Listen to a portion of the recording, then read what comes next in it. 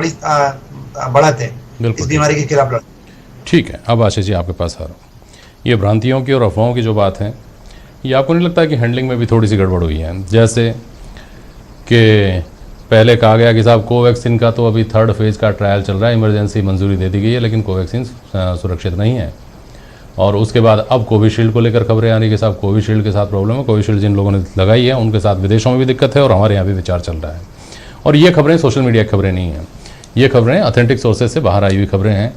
जैसे एक उदाहरण सामान्य ले लीजिए कि जंगल जब ये बस्ती है ना कि भारत में बनी हुई वैक्सीन पूरी तरह असरदार और प्रभावी है, तो ये फीलिंग आती है कि अगर है तो आपको इतना बार बार कहने की जरूरत क्या है, तुम इतना क्यों मुस्कुरा रहे हो, जैसी फीलिंग आने लगती है। आशीष जी। जेपी शर्मा जी, जो भी आपने प्रश्न पूछे हैं सोशल मीडिया को लेकर के कहा है आपने, तो उसका मैं पहले जवाब देना चाहता हूं कि हमको थोड़ा सा पीछे जाना पड़ेगा और देखना पड़ेगा। जब राजस्थान के अंदर जयपुर में, कोटा में जब संक्रमण बढ़ रहा था, जोधपुर में, तो आईसीयू बेड्स की क्या स्थिति थी, वेंटिलेटर्स पे लोग पड़े हुए थे और बेड मिल नहीं रहे थे। देखिए प्राइवेट हॉस्पिटल में क्राइसिस हो गई थी, ये बेड अवेलेबल नहीं थे।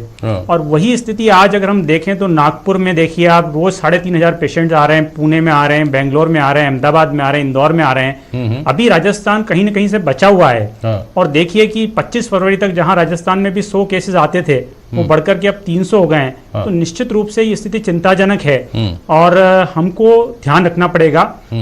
और जैसे पहले एक हमारा नारा था कि जब तक दवाई नहीं तब तक ढिलाई नहीं, तो अब हमको जो आज प्रधानमंत्री मोदी जी ने बोला है कि दवाई भी और कड़ाई भी। और जहां तक अभी आप दूसरी बात कर रहे थे वैक्सीन को लेकर के, तो देखिए हमको एक चीज ध्यान रखनी पड़ेगी कि मोर देन 70 कंट्रीज ऐसी हैं जिनको हम वैक्सीन सप्लाई कर चुके हैं। और आज ही मैं अभी देख रहा था कि 2 कंट्रीज ने हमसे, एक ने तो कोवैक्सीन की डिमांड की और एक ने जनरल मतलब वैक्सीन की डिमांड की है डोजेस के लिए। हाँ जी।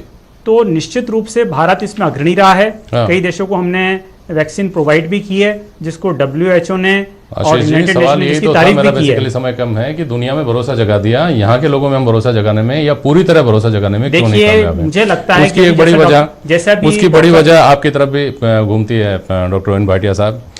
जो ही वैक्सीन का काम शुरू हुआ आपने कहा कि सबसे पहले प्रधानमंत्री लगवाएं, क्योंकि भाजपा के बड़े लोग क्यों नहीं लगवा रहे हैं? इसको लेकर के संदेह पैदा किया गया। भाटिया जी। सर वैक्सीन तो सेफ है, मैंने भी लगवाई है, मैंने कोविशील्ड लगवाई है और मेरी वाइफ ने कोवैक्सीन लगवाई है। दोनों डॉक्टर्स हैं, दोनों अभी तक ठीक है, अभी तक कोई प्रॉब्लम नहीं हुई है।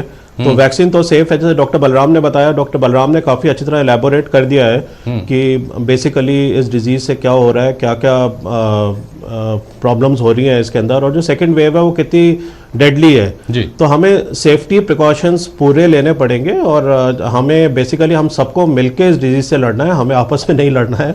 बेसिकली हम सबको आप भले ही पॉलिटिकल पार्टी की नुमाइंदगी कर रहे हैं, लेकिन आपके अंदर का डॉक्टर बोल रहा है। जी बोलिए। Criticism is not my cup of T. Basically हमें सबको एक साथ मिलकर इस डिजीज से लड़ना है, चाहे वो सेंटर हो चाहे स्टेट हो।